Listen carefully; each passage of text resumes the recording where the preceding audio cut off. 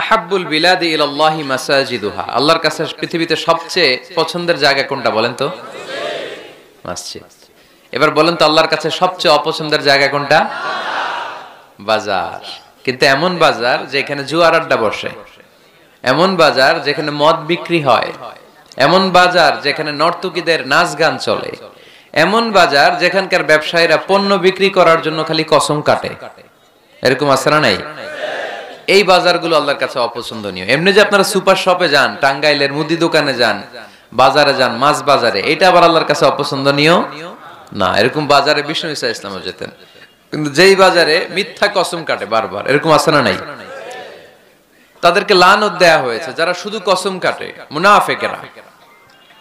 সকালবেলা কুরবানির হাটে যাবে গরু বিক্রি করতে, বউরে কয়, বউ একটা দাম কম। বউ বলে, কত কমু? বল যে 50,000। তো বউ কয়, বললাম 50,000। তো এরপর বাজারে যখন নিয়ে গেছে, এক লোক এসে বলতেছে, ভাই গরুটা 40,000 দিবেন? তখন সে বলে, আল্লাহর কসম সকালবেলা একজন 50,000 দাম কইছে, দেই নাই। সকালে 50,000 কইছে, এরই তো দেই নাই, আপনার 40,000 কেমনে দেই? এরকম ডাকাইত আছে রাডাই। আল্লাহ রাসূল সাল্লাল্লাহু আলাইহি ওয়াসাল্লাম মদিনার খেজুরের বাগান বাজার পরিদর্শনে গেলেন। যে খেজুরের স্তূপ দেখে আল্লাহ রাসূল সাল্লাল্লাহু আলাইহি ওয়াসাল্লাম খেজুরের স্তূপে হাত ঢুকায় দিলেন। ঢুকায় দেওয়ার পরে তিনি দেখলেন পানি, ভিতরে কি? আর উপরে শুকনা খেজুর। আল্লাহর হাবিব বললেন, ভিতরে পানি, উপরে শুকনা কেন? কয়, বৃষ্টি হইছে। আর বৃষ্টি হলে তো সব জায়গায় পানির সয়লাভ থাকবে। আল্লাহ রাসূল সাল্লাল্লাহু আলাইহি ওয়াসাল্লাম রেগে গেলেন আর বললেন, মান গাশশানা ফালাইসা মিন্না, যে আমাদেরকে ধোঁকা দেয় সে আমার উম্মত হতে পারে। The person who deceives us, he is not among us. যে লোক আমাদের ধোঁকা দেয় সে আমাদের অন্তর্ভুক্ত। মুসলমানরা কি ধোঁকা দিতে পারে? খাদ্যে ভেজাল দিতে পারে? ওজনে কম দিতে পারে? মাছে ফরমালিন দিতে পারে? টেন্ডারবাজি করতে পারে? চাঁদাবাজি করতে পারে? ক্যাসিনোর ব্যবসা করতে পারে? পারে পারে। সেজন্য আমরা যেন ধোঁকাবাজি না করি। ধোঁকাবাজে ভরে গেছে বাংলাদেশ। এই ধোঁকাবাজি থেকে আমাদেরকে বেঁচে থাকতে হবে যদি প্রিয় নবীর উম্মত হতে চাই, ঠিক কিনা? তাহলে আল্লাহ তাআলার কাছে সবচেয়ে প্রিয় জায়গার নাম সবাই বলেন। আর সবচেয়ে অপছন্দনীয় জায়গার নাম বাজার। হাদিসটা সহিহ বুখারীতে এসেছে। এমন বাজার যেখানে মদের আড্ডাখানা, যেখানে ক্যাসিনোর ব্যবসা, হারাম ব্যবসা, ওইটা আল্লাহর কাছে অপছন্দনীয়। আল্লাহর হাবিব সাল্লাল্লাহু আলাইহি ওয়াসাল্লামের একটা অভ্যাস ছিল, তিনি কোন এলাকায় গেলেই প্রথমে একটা মসজিদ বানায় ফেলতেন। সুবহানাল্লাহ পড়েন। তার মানে মসজিদ কেন্দ্রিক তিনি সব করতেন, মস্ক সেন্টার্ড। আগে মসজিদ, তারপরে সব। যেমন তিনি মক্কা থেকে যখন মদিনায় হিজরতে আসবেন, মদিনায় ঢোকার আগে কোবা নামক একটা এলাকায় তিনি কয়েক সপ্তাহ ছিলেন। ওখানে এই 2 সপ্তাহের ব্যবধানে একটা মসজিদ বানায় ফেলছেন, মসজিদে কোবা। মসজিদের নাম কি? প্রতি শনিবারে তিনি মসজিদে কোবায় যেতেন, ওখানে যে সালাত পড়তেন।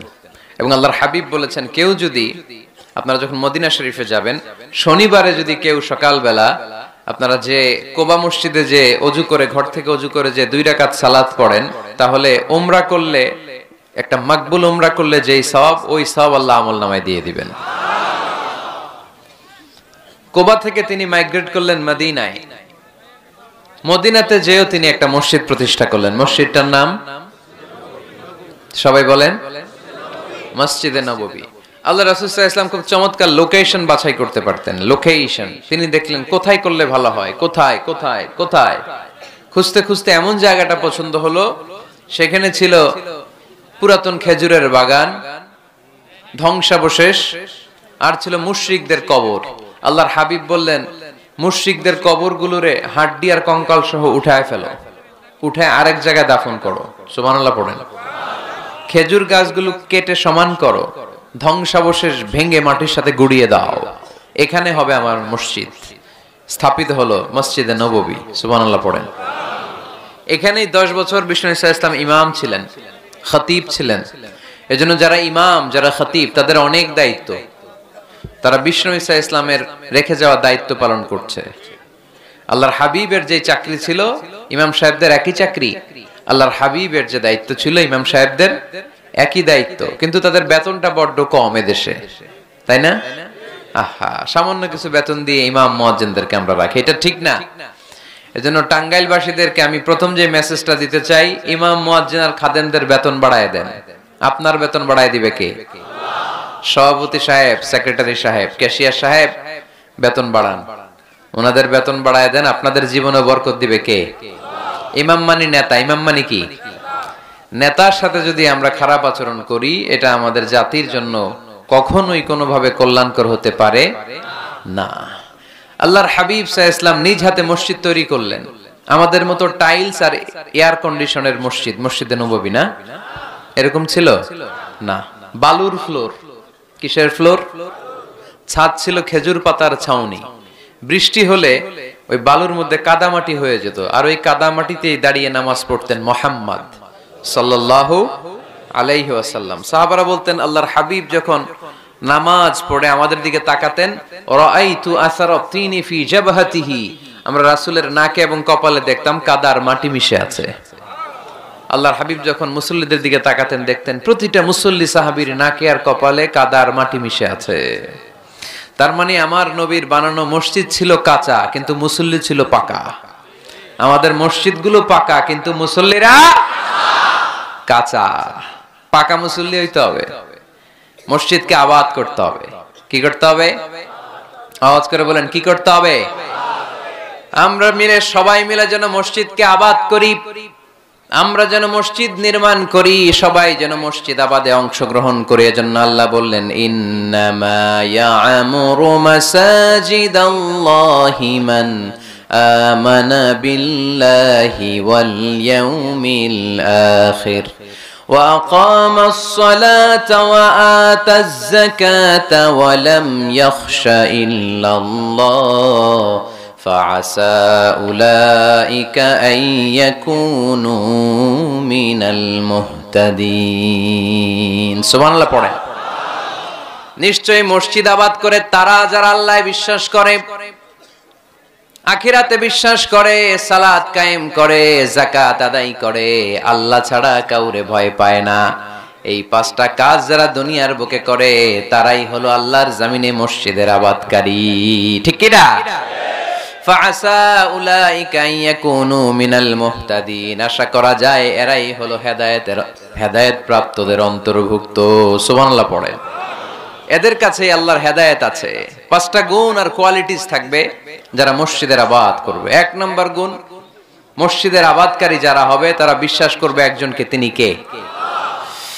আবার তাদের দুই নাম্বার গুণ, তারা আখিরাতে বিশ্বাস করবে। মসজিদ যারা আবাদ করবে তাদের তিন নাম্বার গুণ, তারা মসজিদে যে জামাতে সালাত আদায় করবে। ঠিক কিনা? মসজিদ আবাদ করে কিন্তু মসজিদে যায় না, এরকম আছে না নাই? মসজিদের সভাপতি যায় না, মসজিদে সেক্রেটারি যায় না, ক্যাশিয়ার যায় না, আছে না নাই?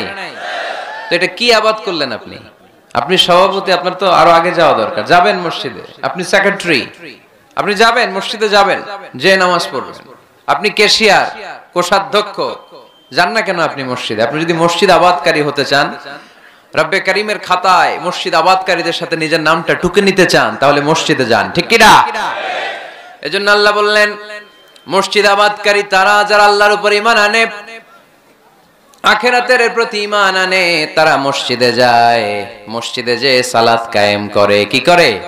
সালাত কায়েম করো, হো সালাত কায়েম করো, হবে সম্মানী তুমি, হবে জান্নাতি তুমি, হবে সম্মানী তুমি, হবে জান্নাতি তুমি, দিবে কাল হাসরে শীতল ছায়া আরশে আজিম, রব্বিয়াল আলা রব্বিয়াল আযীম, রব্বিয়াল আলা রব্বিয়াল আযীম। সুবহানাল্লাহ পড়েন। আউয়ালু মা ইউহাসাবু বিহিল আবদু ইয়াউমাল কিয়ামাতি আস-সালাহ, কিয়ামতের দিন সর্বপ্রথম যে জিনিসটার হিসাব আল্লাহ নেবেন সেটা কি? সালাত। কুরবানির গোশতের সাথে যেটা খায়, তাই না? সালাত মানে নামাজ। এই নামাজের হিসাবটা সর্বপ্রথম আমাদের কাছ থেকে চাইবে কে? আপনার আমলনামার এই হিসাব যদি আপনার জন্য কিয়ামতের দিন সহজ হয়ে যায়, পুরো আমলনামাটারে সহজ করে দিবে কে? আর এই সালাতের হিসাবে যদি গন্ডগোল লাগে, সব গন্ডগোল লাগায় দিবে কে?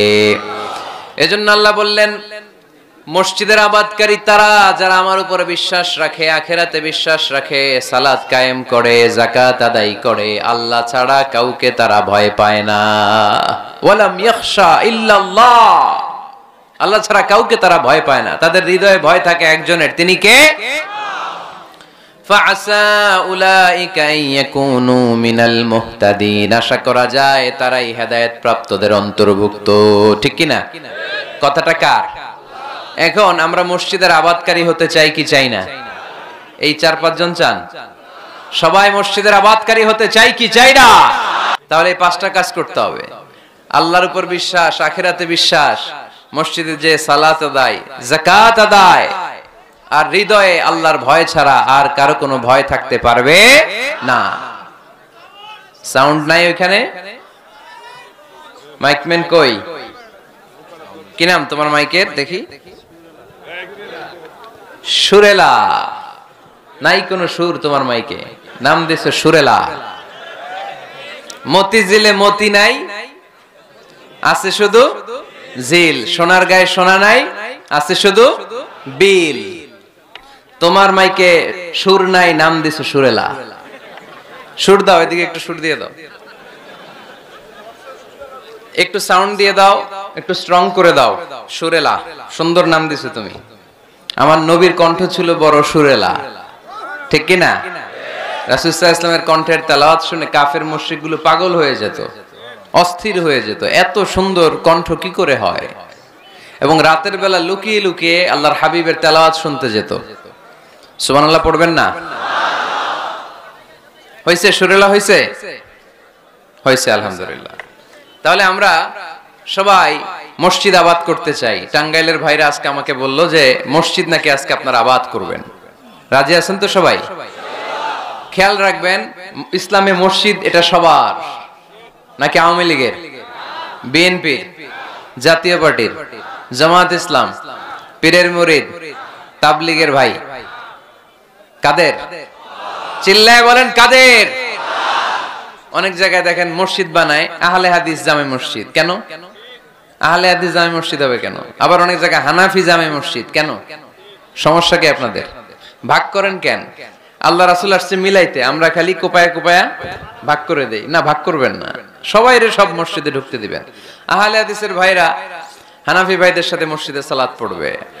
হানাফি মাযহাব যারা মানে তারা আহলে হাদিসের ভাইদের সাথে সালাত আদায় করবে। ঠেলাঠেলি আছে?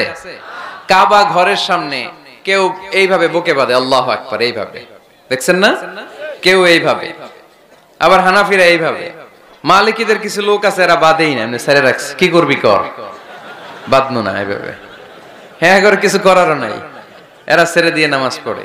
তো আল্লাহর ঘর এখানে, প্রতিটা নবীর পদ ধুলি লেগেছে যেই মক্কায়, প্রিয় হাবিবের শ্বাস প্রশ্বাস এখনো মিশে আছে এই কাবা ঘরে। আল্লাহর ঘর কাবা বাইতুল্লাহ, ওখানে দাঁড়িয়ে কেউ এখানে, কেউ এখানে, কেউ এখানে, কেউ বাদেই না, কেউ আমিন জোরে, কেউ আস্তে। কোনো ঠেলাঠেলি আছে? তো বাংলাদেশে ঠেলাঠেলি আনলো কে? কেন এই ঠেলাঠেলিটা করেন? কথা কি বুঝেন? ঠেলাঠেলির দিন শেষ, ঐক্য গড়ার বাংলাদেশ। চিল্লায় বলো ঠিক কিনা? আমরা ঐক্য চাই।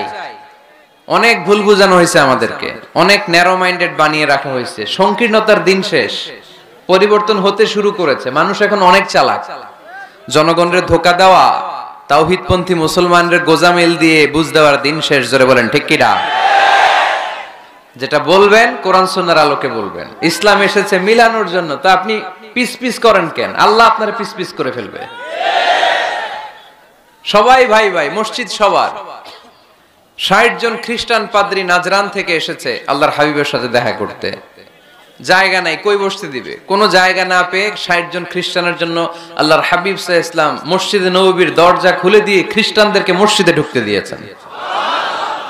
মসজিদে নববীতে খ্রিস্টান ঢুকতে পারে, আর আমাদের আহলে হাদিস মসজিদে হানাফি ভাইরা ঢুকতে পারে না। হানাফি ভাইদের মসজিদে আহলে হাদিসের ভাইরা ঢুকতে পারে না। এটা আপনি পেয়েছেন কোথায়? কেন করেন এগুলো? বাদ দিয়ে দেন। আমরা সবাই এক। চিল্লায় বলেন ঠিক কিনা? আপনারা কি ঐক্য চান নাকি কিলাকিলি করবেন? আমরা কিলাকিলি চাই, বিভেদ চাই, হিংসা চাই, আর কোন ঝগড়া মারামারি চাই?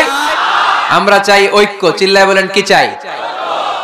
আল্লাহ তুমি ঐক্য প্রতিষ্ঠার তৌফিক আমাদেরকে দান করো। আরো জোরে বলি আমিন।